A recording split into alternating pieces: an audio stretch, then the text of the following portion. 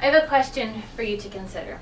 If your boss came in here at 5 o'clock p.m. and told you that you had to stay another 4 hours tonight, and that he would not be paying you for those additional 4 hours, and that he would not be giving you an opportunity to eat dinner tonight, how would you respond? What if he did the same thing again tomorrow, and every day this week, and every day for the rest of the year? Would you quit? Generally speaking, most of us do not think twice when it comes to clothes shopping. I see a shirt on a hanger and only think about its level of cuteness and the cheap price. I do not consider the delicate hands that spent penniless and thankless hours working to create it. The reality is that hundreds of thousands of women and children work in horrifying conditions in sweatshops all over the world. And we, in the middle and upper class, forget about them.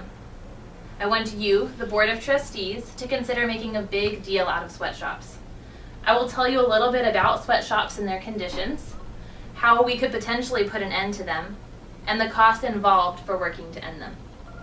Hopefully this will help you see why we should start a movement, a loud movement, to raise awareness and stop material production in sweatshops. Sweatshops are defined as any workplace that breaks 2 or more violations. Most of us, when we think of sweatshops, we think of something like this. But based on this definition, there are sweatshops even in America just by breaking 2 safety violations. According to Darrow O'Rourke, there was an interview conducted with over 4,000 workers, and it was reported that widespread verbal and physical abuse, shockingly high rates of sexual harassment, forced overtime, denied sick leave, inadequate access to medical care, and even 2 reports of worker deaths. Another tragic example from Green America reported that National Labor Committee in Honduran workers sewing clothing for Walmart at 43 cents an hour. After spending money on daily meals and transportation to work, the average worker is left with around 80 cents per day for rent, for bills, for childcare, for school costs, medicines, emergencies, and other expenses. 80 cents. Global Post confirms that outlets such as H&M can sell hoodies for as little as $25 because Cambodian women will sew for roughly 50 cents an hour. Here's a picture showing a woman showing the stark contrast, that she sat there and sewed something for only 60 cents and then it was turned around and sold for $50. The comparison just isn't right. Again, it is commonly believed that sweatshops exist only in third world and developing countries.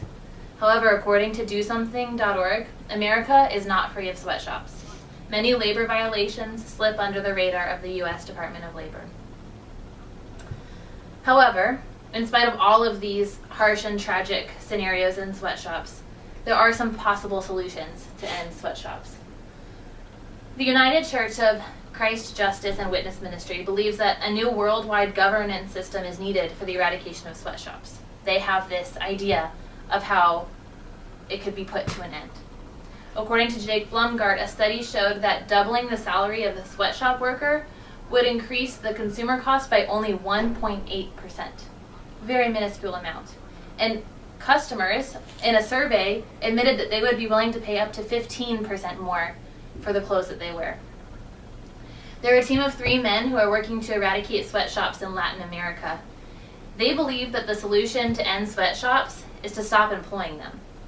If we don't buy the products from the sweatshops, then the sweatshops will not be able to run. However, if we do not employ sweatshops, then those people will only sink into a deeper poverty. So this isn't really that ideal of a solution. Instead, we should consider raising the prices for production. We should consider paying sweatshop workers more money and raising our prices as well. $22 pair of jeans was just 90 cents for a Bangladeshi government worker, as reported in the Dollar and Cents magazine. At the same time, improving working conditions would not diminish retailer revenues. So the cost for us to speak out, to put an end to cheap prices and unfair working conditions, it's actually not that big of a cost.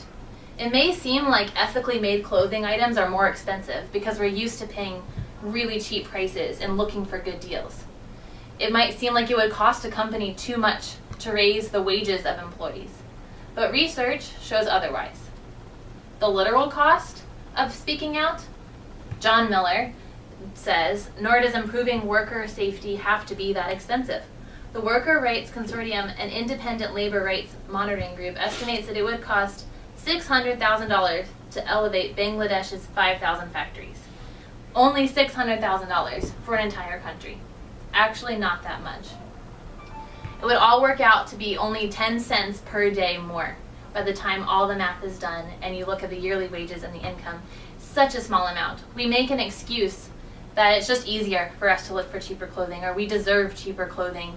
Whatever it is, the excuses that we have. But there is really no excuse.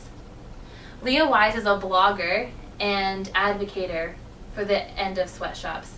And she says that corporations have the wiggle room to provide better wages to workers and make improvements to facilities even without layoffs or significantly raising prices to consumers. They have this option, yet they choose to not take it. Additionally, Kim Hunt says, if your clothing doesn't come at a financial cost, it comes at a human cost. In conclusion, Green America said it best. They said, no one should have to work 17-hour days just so Americans can save a few dollars on clothes. I strongly encourage you to consider working to stop the production of sweatshops. Thank you.